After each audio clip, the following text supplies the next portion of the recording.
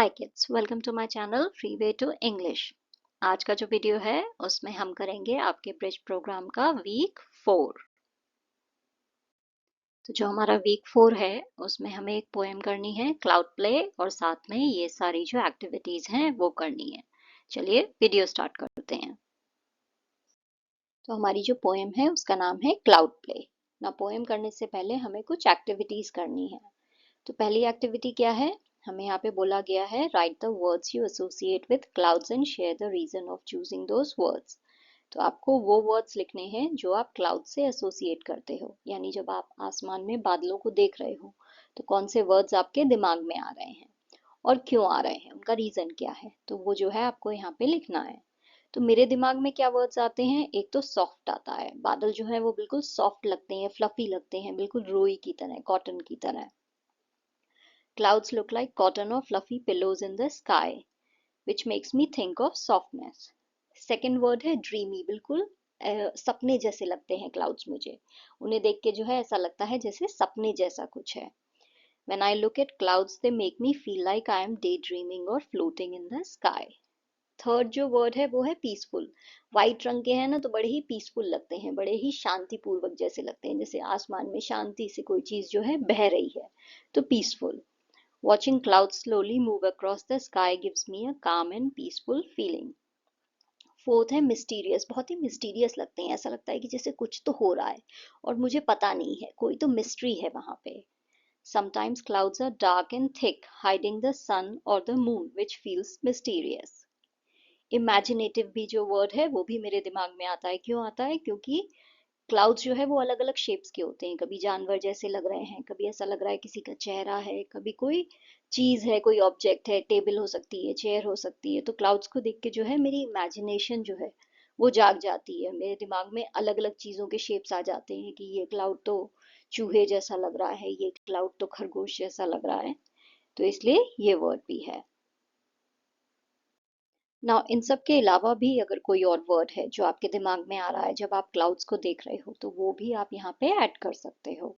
Word लिखो और उसके साथ उसका रीजन लिखो कि क्यों जो है आपको वो वर्ड आपके दिमाग में आ रहा है, ऐसा आप क्यों सोच रहे हो।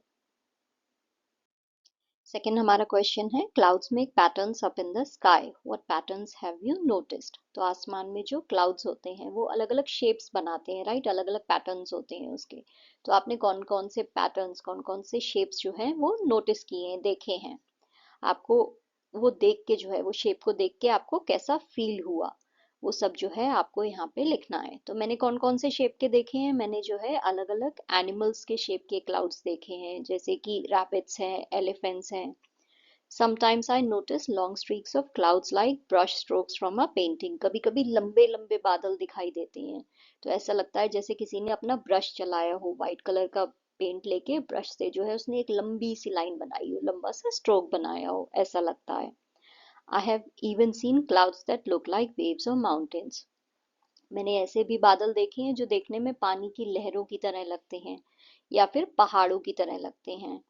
These patterns make me feel amazed and creative. ये जो पैटर्न्स हैं, ये जो शेप्स हैं, इन्हें देख के जो है मुझे बहुत ही अमेजमेंट की फीलिंग आती है, यानी हैरानी की फीलिंग आती है, और मुझे बहुत क्रिएटिव भी फील होता है। क्यों क्रिएटिव होता है? क्योंकि जब मैं अलग अलग शेप्स देख रही हूँ तो मुझे लग रहा है मैं भी ऐसे ड्रॉ कर सकती हूँ, या फिर जो है आप किसी शेप को देख के कहो कि ये एलिफेंट है, दूसरा आपका फ्रेंड बोले कि नहीं ये तो मुझे चूहे जैसा लग रहा है। तो वो क्रिएटिवनेस है, क्योंकि आप उसे किस एंगल से देख रहे हो, क्या आपके दिमाग में चल रहा है। तो जब हम अलग अलग ये पैटर्न्स देखते हैं तो मुझे हैरानी होती है और साथ ही क्रिएटिव फीलिंग भी आती है। It's like the sky is telling a new story every time I look up. ऐसा लगता है मुझे जैसे कि जितनी बार मैं आसमान में देख रही हूँ उतनी बार आसमान जो है मुझे एक नई स्टोरी बता रहा है। नई स्टोरी क्यों है? क्योंकि जैसे जो क्लाउड्स हैं उनके शेप्स बदलते रहते हैं, राइट। तो जब अभी मैंने देखा तो मुझे लग रहा है कि वो तो खरगोश है, थोड़ी देर बाद मैं देख रही हूँ तो वो क्लाउड तो अब मुझे जो है हाथी जैसा लग रहा है।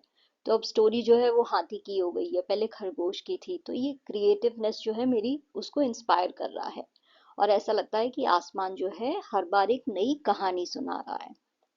I feel happy and free as I am part of a big beautiful painting that keeps changing. तो मुझे बड़ी खुशी होती है और मुझे बड़ी आज़ादी जैसी फीलिंग आती है। ऐसा लगता है कि जैसे मैं किसी बहुत ही बड़ी, बहुत ही खूबसूरत पेंटिंग का हिस्सा हूँ, और ये पेंटिंग जो है हमेशा चेंज होती रहती है, ऐसा नहीं है एक जैसी है। मोनालिसा की पेंटिंग जैसी नहीं है कि बस वहां पे जैसी है वैसी ही है, ये चेंज होती रहती है। तो मुझे बहुत ही खुशी वाली फीलिंग आती है, हैप्पीनेस और फ्री लगता है मुझे। नेक्स्ट जो एक्टिविटी है उसमें आपको ये जो पैराग्राफ दिया है, इसमें कुछ वर्ड्स जो है वो हाईलाइटेड हैं, बोल्ड में जो दिख रहे हैं, उन्हें जो है आपको उनके करेक्ट मीनिंग के साथ मैच करना है। तो पहला है, whenever I go to the park on windy days, I see children molding paper to create their model airplanes.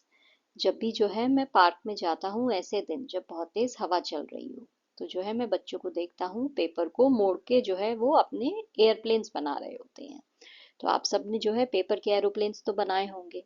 कैसे बनाते हैं हम लोग? पेपर को मोड़ के एरोप्लेन का शेप देते हैं। तो वो जो शेप देना है उसे कहते हैं मोल्डिंग। तो मोल्डिंग का यहाँ पे हुआ shaping. Each of them stands on their own patch of ground. वो सब जो है अपनी अपनी जगह पे खड़े हुए होते हैं। पैच का मतलब होता है स्मॉल एरिया, जमीन में एक छोटा सा area. And I see them grinning proudly watching their planes fly high. और मैं देखता हूँ कि वो सब जो है बहुत जोर से हंस रहे होते हैं, बिल्कुल दांत फाड़ के। ग्रेनिंग का मतलब होता है बिल्कुल सारे दांत दिखा के जब आप हंसो, तो उसे कहते हैं ग्रेनिंग। तो ग्रेनिंग का यहाँ पे हुआ स्माइलिंग ब्रॉडली। तो मैं जो हूँ उन्हें हंसता हुआ और बहुत ही गर्व के साथ देखता हूँ कि वो अपने प्लेन को आसमान में उड़ता हुआ देख रहे हैं। The wind swirls the planes making them float gracefully through the air।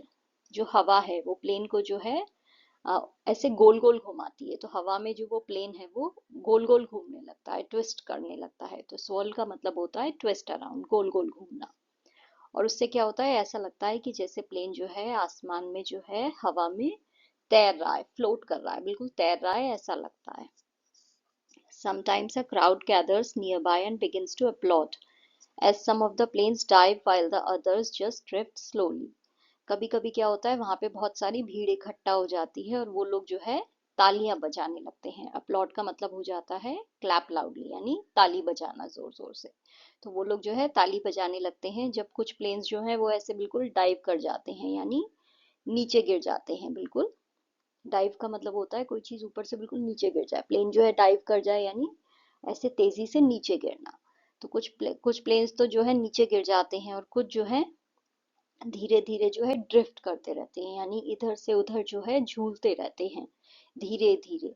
उसे जो है ड्रिफ्ट कहते हैं, यानी move slowly in any direction. किसी भी डायरेक्शन में जो है आप धीरे धीरे जो है मूव कर रहे हो, तो इधर से उधर जो है आप ड्रिफ्टिंग करते हुए जा रहे हो, यानी धीरे धीरे मूव कर रहे हो।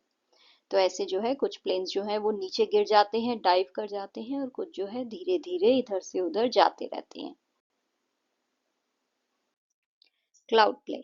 Every day nightly the clouds get together. हर रोज जो है रात में सारे बादल जो है वो इकट्ठा हो जाते हैं।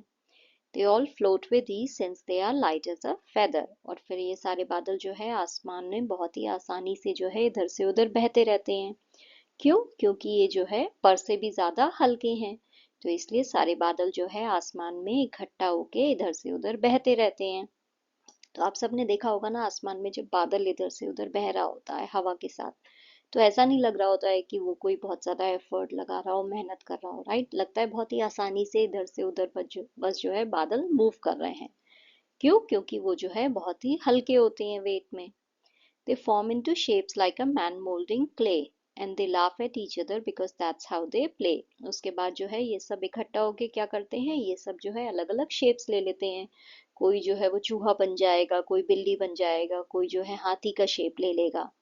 और ऐसा लगता है कि जैसे कोई इंसान जो है, कोई आदमी जो है जो मिट्टी से अलग अलग शेप्स बनाता है, जैसे कि कुम्हार है, आपने देखा होगा ना, वो मिट्टी के अलग अलग बर्तन बनाता है। मिट्टी को मोल्ड करके, मिट्टी को जो है आकार दे के, कभी प्लेट बना दे, कभी कटोरी बना दे, कभी चम्मच। तो ऐसे ही ये जो बादल हैं ये अलग अलग शेप्स ले लेते हैं। और उसके बाद जो है ये एक दूसरे को देख के हंसते हैं, क्योंकि यही इनका खेल है, ये ऐसे ही खेलते हैं। तो जैसे हम इंसान जो है बैडमिंटन क्रिकेट वगैरह खेलते हैं, ऐसे ही बादलों का खेल क्या है, अलग अलग शेप्स लेना। The wind swirls around and it sets them of spinning. फिर क्या होता है, हवा जो है तेजी से घूमते हुए आती है। swirls अराउंड यानी घूमते हुए हवा तेजी से आती है और इनको जो है वो घुमा देती है। इनको जो है वो स्टार्ट कर देती है कि ये आपस में जो है गोल गोल घूमने लग जाते हैं। जब हवा तेजी से चलती है तो बादल जो है वो आसमान में घूमने लग जाते हैं। while the moon keeps an eye on them constantly grinning। और ये सब जो है देखते हुए जो है चांद जो है हमेशा इन पे नजर रखता है। तो चांद जो है वो हमेशा बादलों को देखता रहता है कि आखिर बादल क्या कर रहे हैं। तो वो जो है हमेशा इन पे नजर रखता है और हमेशा ही जो है वो मुस्कुराता रहता है, बिल्कुल दांत फाड़ के कि ये क्या कर रहे हैं, ये बादल जो है क्या खेल खेल रहे हैं। तो ये सब देख के जो है वो हमेशा ही जो है इन्हें देख के वो बहुत जोर से जो है दांत फाड़ फाड़ के मुस्कुराता रहता है। And the stars start to twinkle and whistle a tune which never gets old for the ocean and moon। और फिर आसमान में जितने भी तारे हैं वो सब क्या करने लग जाते हैं, ये बादलों का खेल देख के वो सब जो है तेजी से टिमटिमाना चालू कर देते हैं, ट्विंकल करते हैं, ऐसे टिमटिमाते हैं, जलते बुझते हैं। और वो जो है एक ट्यून जो है उसे भी विसल करने लग जाते हैं, यानी जो है वो सीटी बजाते हुए जो है एक ट्यून को भी निकालने लगते हैं। तो जैसे जैसे गाना गा रहे हो ये सब देखते हुए इतने खुश हो जा रहे हैं तारे भी जो है क्लाउड्स के खेल को देख के कि वो जो है टिमटिमाना चालू कर देते हैं और साथ ही जो है कोई ट्यून जो है वो भी गुनगुनाना चालू कर देते हैं। और ये सब जो है ये ओशियन और मून के लिए जो है कभी भी पुराना नहीं होता है। तो जो ओशियन है, जो जमीन पे जो सी है, वो जो है हमेशा जो है ये सब खेल देखती रहती है बादलों का। और जो तारे हैं उनके गानों की आवाज भी सुनती रहती है, उनका टिमटिमाना भी देखती है, और चांद भी ये सब देखता है। तो चांद और जो ओशियन है उनके लिए ये सारी चीजें कभी भी पुरानी नहीं होती हैं, उन्हें जो है रोज ये दिखता है और रोज ही उन्हें जो है इसमें मजा आता है। उनके लिए रोज ही जो है ये एक एंटरटेनमेंट की तरह है, जैसे आप रोज जो है टीवी देखते हो ऐसे ही जो चांद है और जो ओशियन है, जो समुंदर है, वो रोज रात में ये खेल देखते हैं। The waves applaud loudly by crashing the shore, while the trees grow up higher to listen some more। तो जितनी भी लहरें हैं वो जो है तेजी से जो है जोर जोर से तालियां बजाने लगती हैं कि ये जो क्लाउड्स हैं इनका खेल देख के जो है उन्हें इतनी खुशी होती है कि उनकी प्रशंसा के लिए जो है वो ताली बजाने लगती हैं।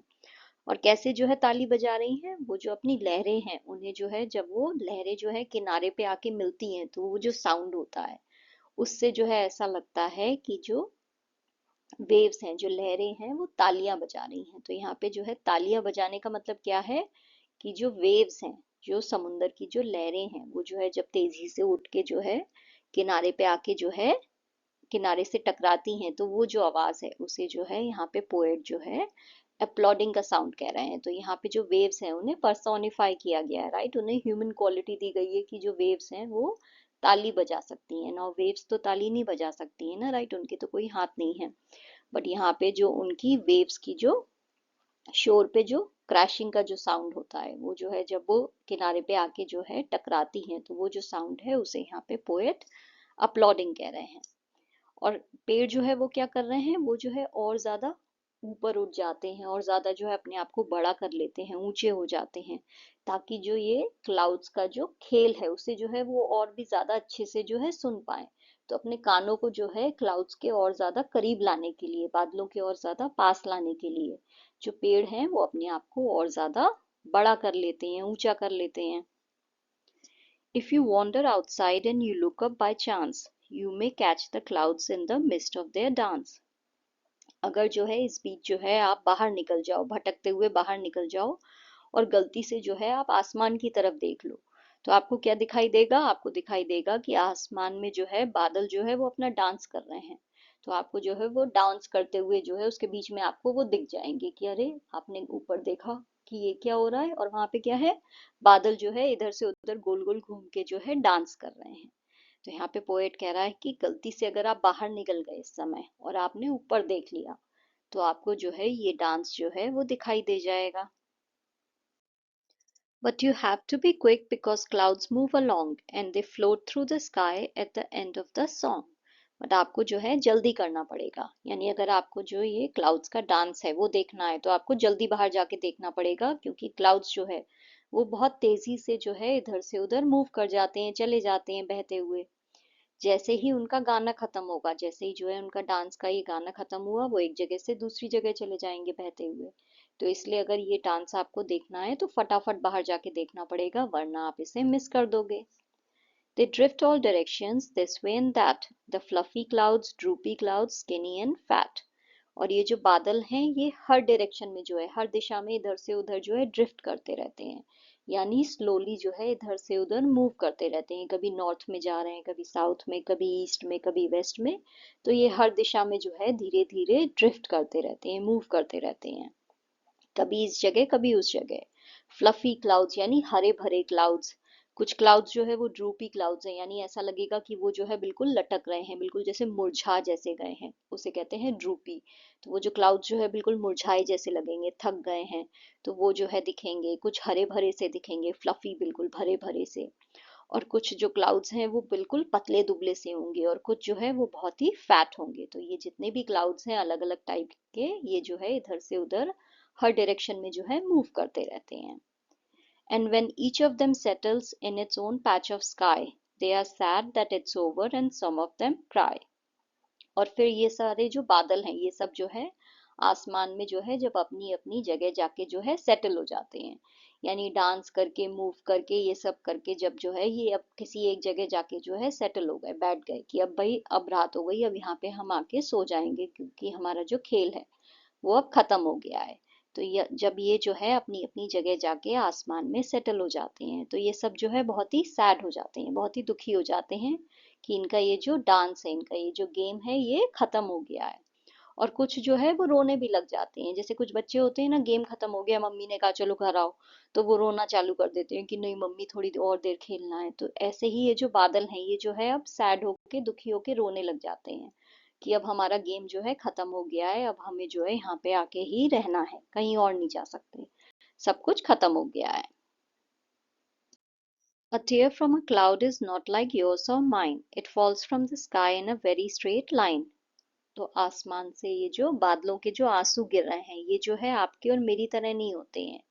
ये जो है आसमान से बिल्कुल स्ट्रेट लाइन में गिरते हैं, सीधी लाइन में जो है ये आंसू जो हैं बादलों के जो टीयर्स हैं वो गिरते हैं। और यहाँ पे बादलों के टीयर्स का मतलब क्या है, रेन की बात हो रही है। जो कवि हैं वो यहाँ पे रेन की बात कर रहे हैं कि जो बारिश होती है उसे जो है वो क्लाउड के जो है टीयर्स कह रहे हैं। तो वो कह रहे हैं कि वो बिल्कुल स्ट्रेट लाइन में गिरते हैं, आपके और मेरे आंसुओं की तरह नहीं। हमारे आंसू जो है वो आई के कॉर्नर से, राइट, बिल्कुल कॉर्नर में जो है वहां से नीचे गिरेंगे, धीरे धीरे नीचे आएंगे, तो कभी नाक की साइड से जाएंगे, कभी मुंह की साइड से जाएंगे, तो वो स्ट्रेट लाइन में नहीं बह रहे होते हैं। जबकि ये जो रेन है वो बिल्कुल स्ट्रेट लाइन में बह रही होती है। It wets all the grass and it splashes the lakes.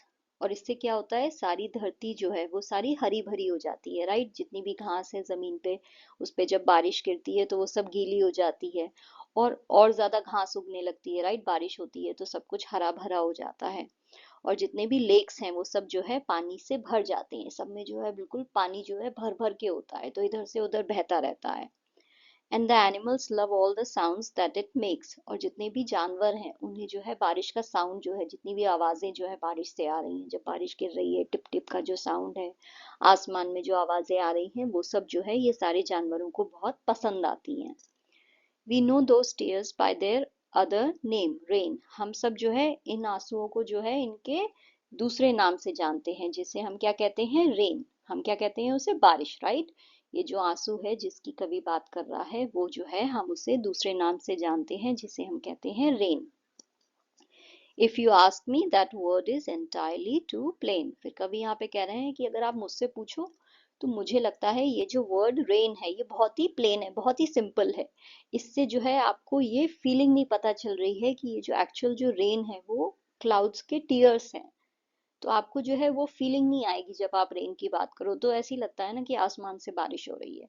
आप ये थोड़ी सोच रहे हो कि बादल जो है वो खेल रहे थे, अब खेलते खेलते उनका खेल खत्म हो गया तो वो रोने लग गए हैं। तो जो कवि हैं वो कह रहे हैं कि ये जो वर्ड रेन है ये बहुत ही सिंपल है। इसमें जो है आपको एक्चुअल जो फीलिंग है बारिश की, जो आसमान में जो बादल जो रो रहे हैं वो जो है उसकी वो जो फीलिंग है वो आपको नहीं पता चल रही। So remember, the next time the clouds cry at night, the dance is now over and it's time to sleep tight. तो क्या याद रखना है कि नेक्स्ट टाइम जो है जब आसमान में बादल जो है वो रात में रोएंगे, तो उसका क्या मतलब हुआ, यानी अगर कभी जो है रात में बारिश हुई तो उसका मतलब क्या है कि जो बादल हैं उनका डांस जो है वो अब खत्म हो गया है, और अब टाइम है कि आप हम सब और बादल भी, सब लोग जो है वो अच्छे से जो है सो जाएं, स्लीप टाइट, हम सब जो है अच्छे से सो जाएं, यानी सोने का टाइम हो गया है। तो जब भी जो है रात में बारिश हो तो क्या समझना है कि बादलों का खेल खत्म हो गया है, डांस खत्म हो गया है और ये सोने का टाइम है। ये पोएम किसने लिखी है? डेनियल एरिको ने। Let us discuss. Match the main ideas 1 to 13 given below to each couplet of the poem.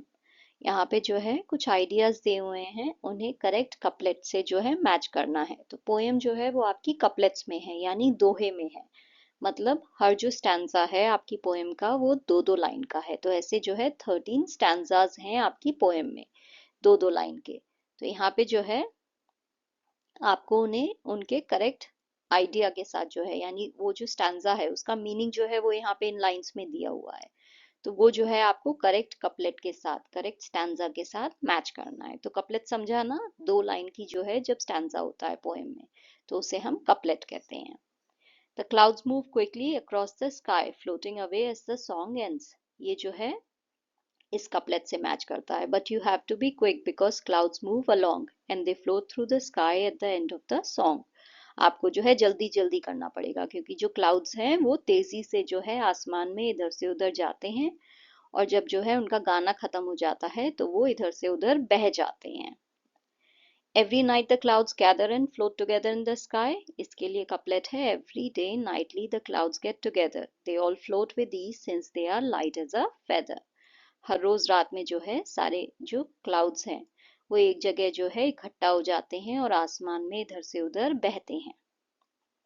The rain is known as the clouds tears, though the poet finds the word rain too simple. तो इसके लिए couplet है, we know those tears by their other name rain. If you ask me, that word is entirely too plain. The wind spins the clouds while the moon watches over them smiling. जो हवा है वो बादलों को तेजी से गोल गोल घुमाती है और जो चांद है वो उन्हें देख के मुस्कुराता है। तो उसके लिए कपलेट है, the wind swirls around and it sets them off spinning, while the moon keeps an eye on them constantly grinning. The rain nourishes the earth by splashing on it and creates sounds that animals enjoy. जो बारिश है वो जो है धरती को उपजाऊ बनाती है, उस पे बरस के, स्प्लैशिंग ऑन इट का मतलब धरती पे बरस के, और उससे जो आवाजें होती हैं, जो बारिश होने की आवाजें हैं, उसे जानवर एंजॉय करते हैं। तो उसके लिए कपलेट है, it wets all the grass and it splashes the lakes and the animals love all the sounds that it makes. The clouds drift in all directions in various shapes. जो बादल है वो हर दिशा में जो है इधर से उधर ड्रिफ्ट करते रहते हैं, मूव करते रहते हैं और अलग अलग शेप्स में होते हैं। तो उसके लिए क्या कपलेट है, they drift all directions this way and that, the fluffy clouds, droopy clouds, skinny and fat. Her shape का जो है क्लाउड होता है आसमान में और वो जो है इधर से उधर जो है धीरे धीरे मूव करता रहता है। The clouds shape themselves into different forms and playfully laugh at each other. जो बादल हैं वो अपने आप को अलग अलग शेप्स दे देते हैं और फिर जो है एक दूसरे पे जो है हंसते रहते हैं एक दूसरे को देख के। तो इसके लिए कौन सा कपलेट है, they form into shapes like a man molding clay and they laugh at each other because that's how they play. After their dance, the clouds settle into their own parts of the sky, feeling sad and shedding tears. जब उनका dance जो है खत्म हो जाता है उसके बाद जितने भी बादल हैं वो जो है अपनी अपनी जगह आसमान में जाके जो है सेटल हो जाते हैं, बैठ जाते हैं और दुखी हो जाते हैं और आंसू बहाने लगते हैं। तो इसके लिए कपलेट है, and when each of them settles in its own patch of sky they are sad that it's over and some of them cry. The stars twinkle and whistle a tune that delights both the ocean and the moon. जो तारे हैं वो जो है चमकते हैं और जो है एक ऐसी ट्यून जो है वो गुनगुनाते हैं जिससे जो है जो समुंदर है और जो चांद है दोनों ही जो है खुश हो जाते हैं। तो उसके लिए कपलेट है, and the stars start to twinkle and whistle a tune which never gets old for the ocean and moon.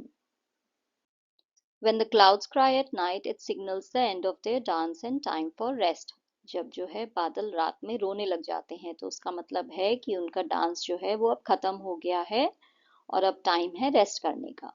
इसके लिए कपलेट है, so remember the next time the clouds cry at night the dance is now over and it's time to sleep tight.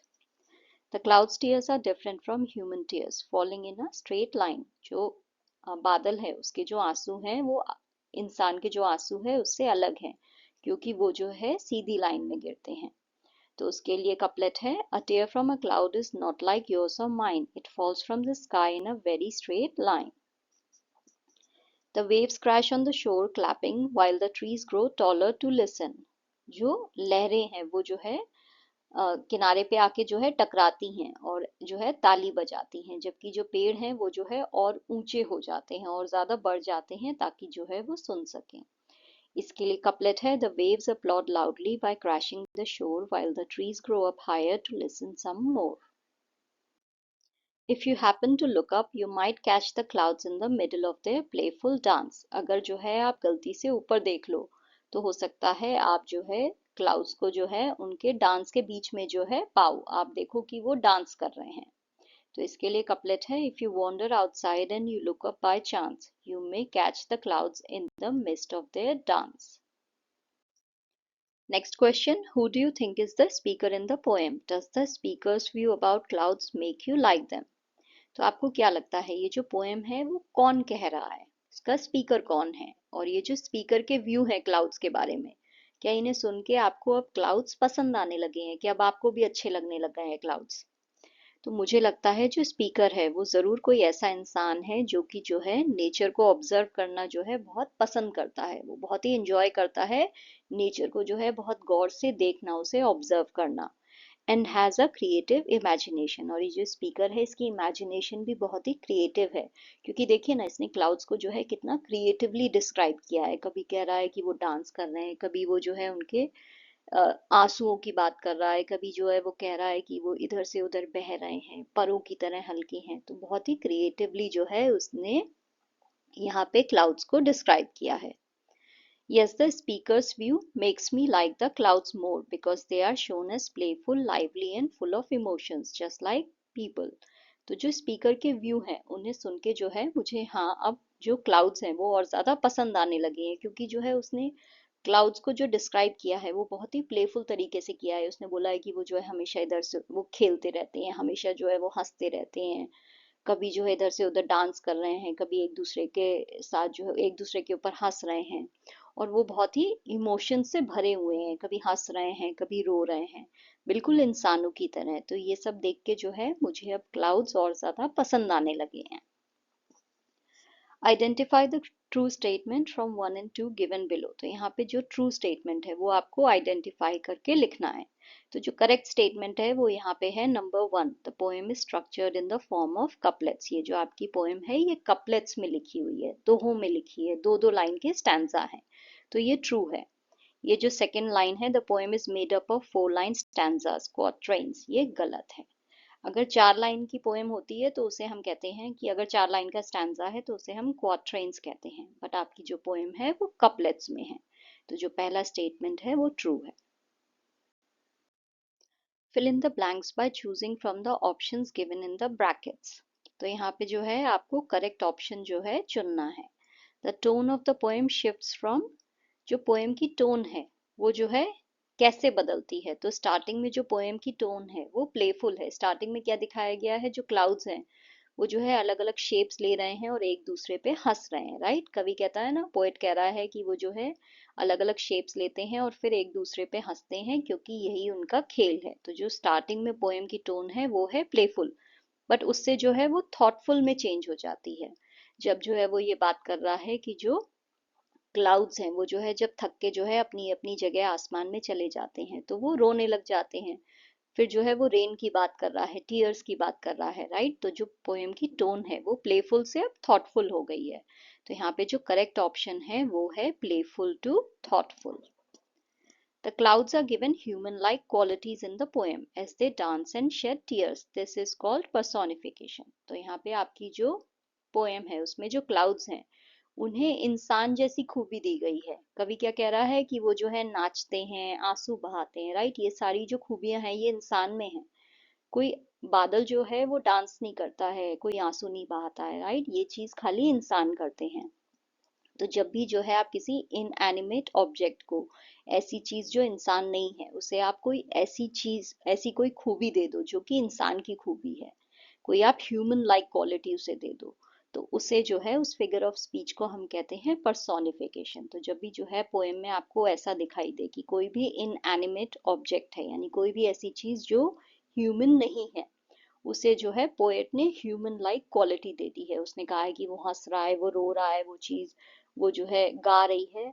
तो जब भी किसी चीज को जो है ऐसी क्वालिटी दे दी जाए जो कि ह्यूमन वाली क्वालिटी है, तो उस फिगर ऑफ स्पीच को हम कहते हैं पर्सोनिफिकेशन। अब आपको पोएम में से जो है और एग्जाम्पल्स पर्सोनिफिकेशन के यहाँ पे लिखने हैं। तो यहाँ पे मैंने क्या क्या लिखे हैं?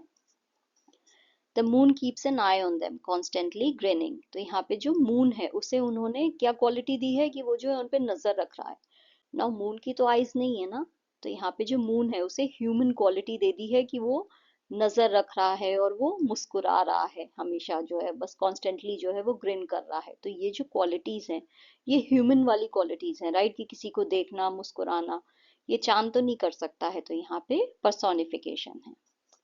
The stars start to twinkle and whistle a tune. यहाँ पे स्टार्स को जो है विस्लिंग की जो क्वालिटी दी गई है कि वो जो है कोई ट्यून को गुनगुना रहे हैं, विसल कर रहे हैं। ये तो ह्यूमन करता है, write?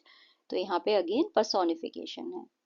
The waves applaud loudly by crashing the shore. यहाँ पे जो वेव्स हैं, जो पानी की लहरें हैं, उन्हें बोला गया है कि वो जो है अपलॉड कर रही हैं, यानी ताली बजा रही हैं।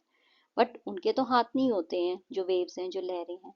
तो यहाँ पे अगेन वेव्स को जो है ह्यूमन लाइक क्वालिटी दी गई है। तो यहाँ पे कौन सा फिगर ऑफ स्पीच है? पर्सोनिफिकेशन। नेक्स्ट है identify three examples of alliteration in the poem. Does such alliteration create a sense of musical rhythm और अ क्वाइट मूड? आपको जो है पोएम में से तीन एग्जाम्पल देने हैं alliteration के। नाउ alliteration क्या होता है? जब भी जो है किसी लाइन में जो है, किसी पोएम की किसी लाइन में जो है आपको कॉन्सोनेंट साउंड्स जो हैं वो रिपीट होते हुए दिखाई दें, तो उसे जो है हम alliteration कहते हैं। और जो कॉन्सोनेंट साउंड्स हैं, यानी ए ई आई ओ यू को छोड़ के बाकी जितने भी लेटर्स हैं उनके साउंड वो बिगनिंग में आने चाहिए। तो वर्ड की स्टार्टिंग में अगर वो साउंड आ रहा है और एक से ज्यादा बार आया है, रिपीट हुआ है, तो उस लाइन में जो है एलिट्रेशन होता है। जैसे कि यहाँ पे देखिए, float with ease since they are light as a feather. यहाँ पे जो एफ है, जो फ का साउंड है, वो फ्लोट और फेदर में आया है, रिपीट हुआ है। तो इस लाइन में क्या है? इसमें एलिट्रेशन है। ड्रिफ्ट ऑल डायरेक्शंस, यहाँ पे जो ड का साउंड है, ड्रिफ्ट और डायरेक्शंस में दोनों में ड ड, तो ये जो है यहाँ पे एलिट्रेशन है। क्लाउड्स क्राई, यहाँ पे जो क का साउंड है, क्लाउड्स क्राई, वो जो है वो रिपीट हुआ है। तो ये जो सारी लाइंस हैं इसमें एलिट्रेशन है। जब भी जो है कॉन्सोनेंट साउंड जो है किसी लाइन में रिपीट होता है तो उसे हम कहते हैं एलिट्रेशन। और ध्यान रखना है ये जो साउंड है ये स्टार्टिंग में आना चाहिए, मतलब रिपीटिशन अगर हो रहा है तो स्टार्टिंग में होना चाहिए वर्ड्स के। इससे क्या है? इससे जो क्रिएट हो रहा है वो है म्यूजिकल रिदम। इससे जो है पोएम बहुत ही रिदम में आ रही है, राइट? बिल्कुल ऐसे लग रही है जैसे गाने जैसी है, अब राइम में आ रही है इन एलिट्रेशन के यूज से। Select any four phrases or lines from the poem that make the scenes described easy to imagine. Such mind pictures are called imagery. तो जब भी जो है किसी पोएम में जो है आप देखो कि जो पोएट है वो लाइंस में जो है ऐसे डिस्क्रिप्शन दे रहा है कि आपके दिमाग में जो है वो इमेज क्रिएट हो जा रही है। जो इमेज है उसे जो पोएट है वो इतने अच्छे से डिस्क्राइब कर रहा है कि आपके दिमाग में वो इमेज आ गई है। तो वहां पे जो फिगर ऑफ स्पीच है उसे हम कहते हैं इमेजरी। तो यहाँ पे जो है आपकी पोएम में कौन कौन सी लाइंस में है वो? They form into shapes like a man moulding clay. यहाँ पे वो बता रहा है ना आपको कि वो कैसे अलग अलग शेप्स ले रहे हैं, जैसे कि कोई आदमी जो है वो क्ले को मोल्ड करता है। तो यहाँ पे जो मैन मोल्डिंग क्ले है, जब ये मैं आपसे कह रही हूँ तो आपके दिमाग में वो कुम्हार की इमेज आ रही होगी ना, जो मिट्टी के बर्तन बनाता है, कि वो वहां पे जो है अपने व्हील पे बैठा हुआ है, गोल गोल घुमा के मिट्टी को घुमा के जो है वो अलग अलग शेप्स दे रहा है। तो यहाँ पे इमेजरी का यूज हुआ है क्योंकि इस लाइन को पढ़ के जो है आपके दिमाग में वो इमेज क्रिएट हो रही है। The star start to twinkle and whistle a tune. यहाँ पे जब वो बोल रहा है कि जो तारे हैं वो टिमटिमाने लग जाते हैं, तो आपके दिमाग में वो इमेज आ रही है, राइट? कि तारे जो है वो जल बुझ कर रहे हैं, ऐसे टिमटिमा रहे हैं। The waves applaud loudly by crashing the shore. यहाँ पे ये जो लहरों के किनारे से टकराने की जो बात हो रही है, तो जब आप ये लाइन पढ़ोगे तो वो इमेज आपके दिमाग में आएगी कि कैसे समुंदर पे जब आप गए थे तो जो लहरें थी वो उठ उठ के जो है किनारे की साइड आ रही थी और टकरा के फिर वापस जा रही थी। तो ये इमेज जो है ये क्रिएट हो जा रही है इस लाइन को पढ़ के आपके दिमाग में। तो इसलिए यहाँ पे कौन सा फिगर ऑफ स्पीच है, imagery. They drift all directions this way and that.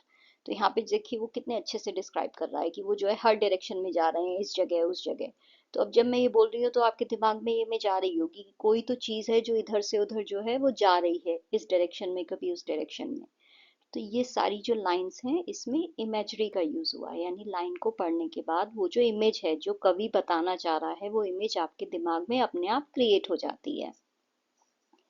These lines help us clearly imagine the actions and scenes described in the poem. Next है identify two examples of simile in the poem and state what is being compared and the common quality in each. आपको जो है poem में से simile के दो example देने हैं और बताना है किन चीजों का comparison हो रहा है और किस basis पे हो रहा है, क्या common quality है उनमें। तो सिमिली क्या होता है, सिमिली का मतलब है जब जो है आप पोएम की किसी लाइन में जो है दो चीजों का कंपैरिजन करो और कंपैरिजन करते हुए जो है आप लाइक या एज इन वर्ड्स का यूज करो, तो जो है उस लाइन में फिगर ऑफ स्पीच होता है सिमिली। दो चीजों का कंपैरिजन हो रहा है और लाइक और एज का यूज हो रहा है। तो यहाँ पे जो है पोएम में से दो एग्जाम्पल हैं। They form into shapes like a man moulding clay. तो जो क्लाउड्स हैं वो अलग अलग शेप्स ले लेते हैं, जैसे कि कोई आदमी जो है वो क्ले को जो है शेप दे। तो यहाँ पे जो क्लाउड्स हैं उनका कंपैरिजन हुआ है पॉटर से, यानी कुम्हार से, ऐसा इंसान जो है मिट्टी के जो बर्तन बनाता है। तो यहाँ पे क्लाउड्स और पॉटर का कंपैरिजन हुआ है कि ये लोग जो है ये शेप्स बनाते हैं। कॉमन क्वालिटी क्या है, ये किसी चीज को जो है क्रिएटिवली शेप कर रहे हैं। क्लाउड्स जो है अपने आप को अलग अलग शेप्स दे रहे हैं और जो पॉटर है वो जो है मिट्टी को जो है अलग अलग शेप्स देता है। तो कंपैरिजन हो रहा है क्लाउड्स और पॉटर में, और जो कॉमन क्वालिटी है वो है शेपिंग समथिंग क्रिएटिवली, किसी चीज को जो है ये क्रिएटिवली जो है शेप दे रहे हैं। लाइट एज अ फेदर, यहाँ पे जो है क्लाउड्स का कंपैरिजन हो रहा है फेदर से, जो चिड़िया होती है उसके पंख से। यहाँ पे कहा जा रहा है कि जो क्लाउड्स हैं वो इतने ही हल्के हैं जैसे कि फेदर होता है। तो यहाँ पे जो कॉमन क्वालिटी है वो क्या है, उनकी वेटलेसनेस या फिर उनकी सॉफ्टनेस, वो जो है उन्हीं की तरह है, हल्के हैं और सॉफ्ट हैं। तो जो क्लाउड्स हैं वो फेदर्स की तरह हल्के भी हैं और सॉफ्ट भी हैं। तो कॉमन क्वालिटी ये है। Complete the paragraph by unjumbling the scrambled words. You may catch the clouds in the midst of their dance contains a metaphor. ये जो लाइन है इसमें एक मेटाफर है। यहाँ पे जो क्लाउड्स हैं उनका कंपैरिजन हुआ है डांसर्स के साथ, और क्या सजेस्ट किया गया है कि वो जो है बहुत ही ग्रेसफुली जो है मूव करते हैं और बहुत ही प्लेफुल होते हैं, ऐसा लग रहा है जैसे कि वो परफॉर्मेंस कर रहे हो।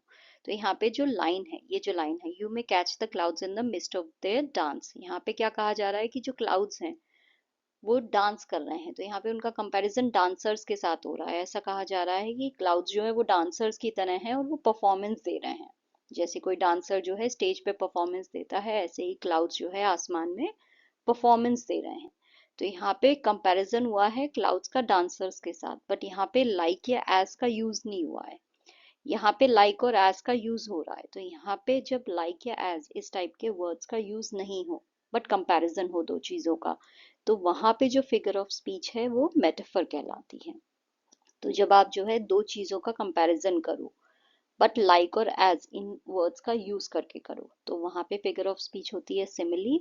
एंड अगर आप जो है दो चीजों का कंपैरिजन कर रहे हो विदाउट लाइक या एज का यूज किए, तो वहां पे फिगर ऑफ स्पीच होती है मेटाफर। तो यहाँ पे ये जो लाइन है इसमें कौन सी फिगर ऑफ स्पीच है, मेटाफर, क्योंकि यहाँ पे क्लाउड्स का कंपैरिजन जो है वो डांसर्स के साथ हुआ है। और कॉमन क्वालिटी क्या कही गई है कि दोनों ही जो है परफॉर्मेंस देते हैं।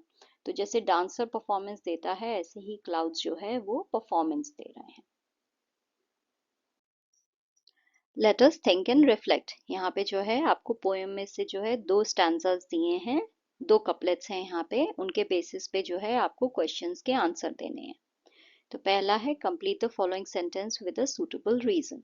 We can refer to the clouds as excited or restless because they move in all directions and change shapes as if full of energy. हम जो है क्लाउड्स को एक्साइटेड कह सकते हैं, ये भी कह सकते हैं कि वो बेचैन हैं, बहुत ही एक्साइटेड हैं या फिर बेचैन हैं। क्यों ऐसा जो है हम क्यों कह सकते हैं, क्लाउड्स को जो है आप एक्साइटेड क्यों कह रहे हो या फिर रेस्टलेस क्यों कह रहे हो। तो ऐसा हम इसलिए कह सकते हैं क्योंकि वो जो है इधर से उधर मूव करते रहते हैं, राइट। तो कोई एक्साइटेड होगा, कोई बेचैन होगा, तभी तो इधर से उधर मूव करता रहेगा ना।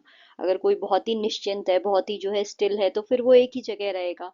तो यहाँ पे जो है बोला गया है कि वो इधर से उधर मूव करते रहते हैं और अपने शेप्स को भी बदलते रहते हैं और बिल्कुल एनर्जी से भरे हुए हैं, हंस रहे हैं, खेल रहे हैं।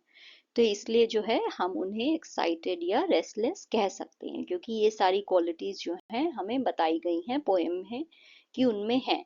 एक तो वो इधर से उधर मूव करते रहते हैं, दूसरा वो जो है अपने शेप्स को चेंज करते रहते हैं, और वो बिल्कुल एनर्जी से भरे हुए हैं।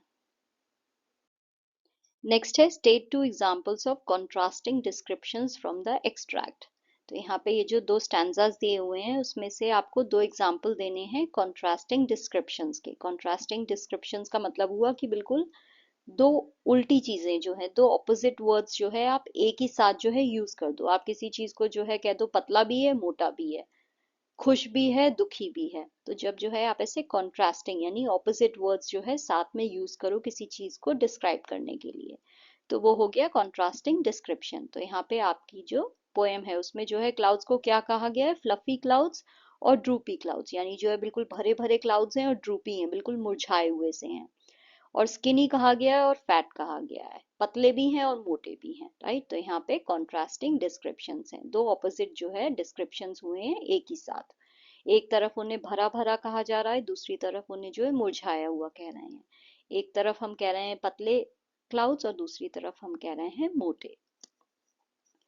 Complete the sentence with the correct option. The word settles in the line, and when each of them settles in its own patch of sky refers to, तो ये जो लाइन है, and when each of them settles in its own patch of sky, जब वो सारे जो है अपनी अपनी जगह जो है आसमान में जाके सेटल हो जाते हैं, तो उसमें सेटल का क्या मतलब है। सेटल का मतलब है कि वो मूव करना बंद कर देते हैं, स्टॉप्स मूविंग, यानी अब जो है वो इधर से उधर हिल नहीं रहे हैं, डांस नहीं कर रहे हैं, सेटल हो गए हैं, एक जगह जो है स्थिर हो गए हैं। तो यहाँ पे सेटल्स का मतलब है stops moving. What might be the most likely reason for the sadness of the clouds? तो आपको क्या लगता है जो क्लाउड्स हैं उनकी सैडनेस का क्या कारण हो सकता है।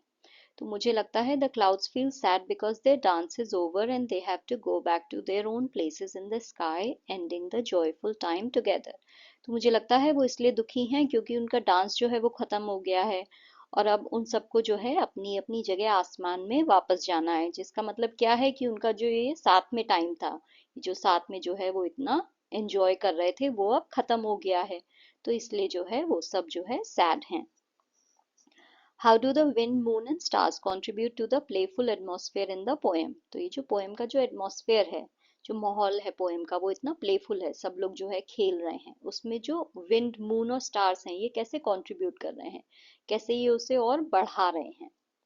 तो विंड जो है वो बादल को जो है इधर से उधर गोल गोल घुमाती है।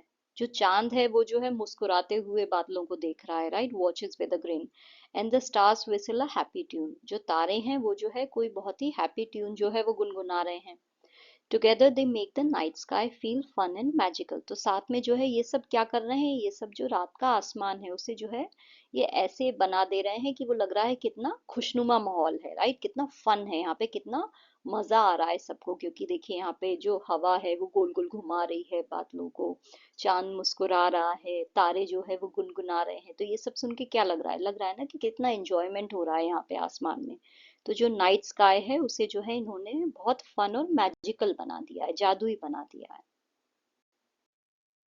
How does the poet explain the difference between a human tear and a cloud's tear. जो पोएट है वो जो इंसान के जो आंसू होते हैं और जो बादलों के आंसू हैं उसमें क्या डिफरेंस बता रहा है।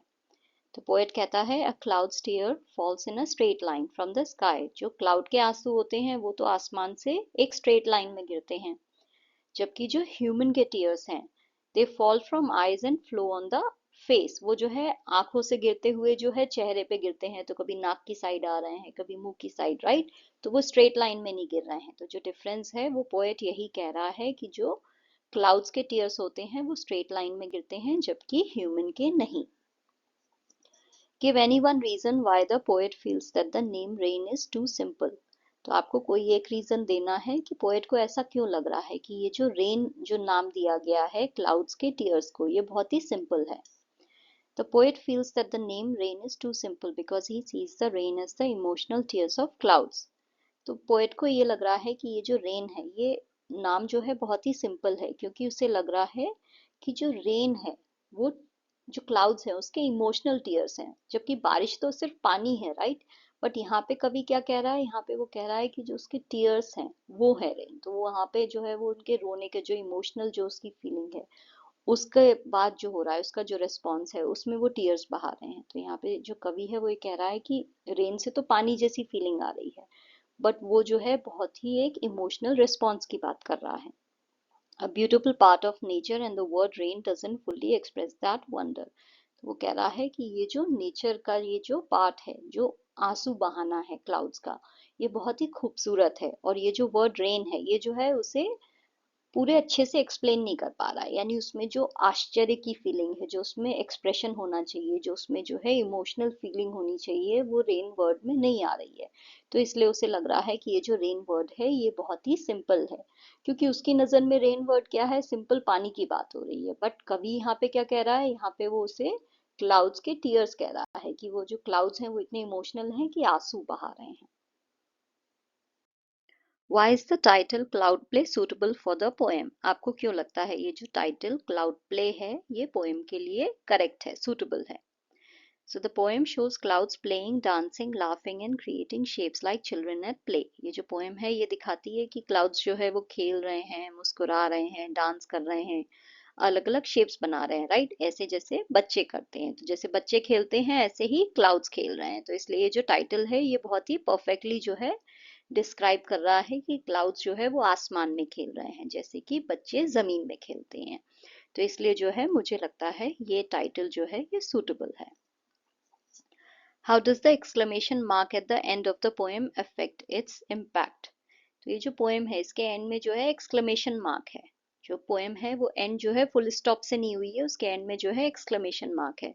तो आपको क्या लगता है उससे जो पोएम का इम्पैक्ट है उस पर क्या फर्क पड़ रहा है? यानी जो पोएम है उससे जब आप पढ़ रहे हो तो उस एक्सक्लेमेशन मार्क से क्या फर्क पड़ रहा है? कुछ अलग हो रहा है क्या? कुछ अलग फीलिंग आपको आ रही है उसे देख के? It adds excitement and strong feeling. उससे क्या हो रहा है, उससे एक्साइटमेंट जो है वो बढ़ रहा है पोएम का, और बहुत ही स्ट्रॉन्ग फीलिंग जो है वो एक्सप्रेस हो रही है, राइट। जब भी हम किसी लाइन के एंड में एक्सक्लेमेशन मार्क लगाते हैं उसका मतलब क्या होता है कि हम कोई बहुत ही स्ट्रॉन्ग फीलिंग को एक्सप्रेस कर रहे हैं।